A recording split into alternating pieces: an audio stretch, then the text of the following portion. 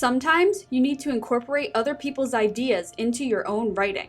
There are 3 ways to do that: quoting, paraphrasing, and summarizing. First, I'm going to talk about what each one is. When you're quoting something, you're taking what the author says word for word and putting it in your paper. When you're paraphrasing something, you're explaining a piece of what the author says in your own words, but still giving the author credit for the idea. When you're summarizing something, once again, you're saying it in your own words, but you're also shortening what the author says. Usually people choose to summarize when the author's passage is on the longer side.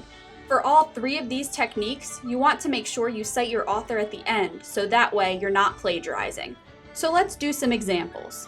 This is a story that Queen Eleanor tells Merida in the movie Brave. It's going to act as our original passage.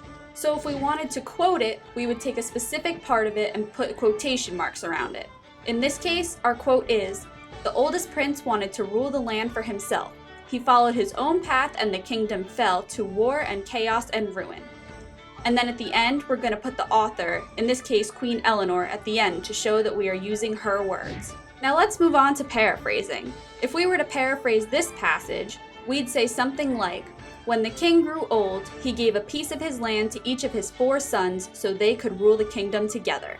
And once again, we're going to put Queen Eleanor's name at the end to show that we are taking from her words. So in this sentence, we're focusing on the part of the passage that talks about the king dividing up the kingdom, and we're explaining it in our own words. Now let's summarize this passage, because it's kind of long.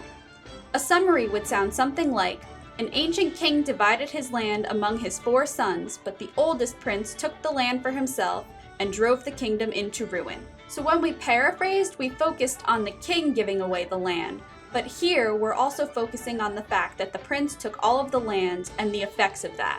And these are the 3 ways that you can incorporate somebody else's ideas into one of your papers. But the main thing to remember is that no matter which one of these techniques you use, you have to cite your author at the end. That way you don't plagiarize.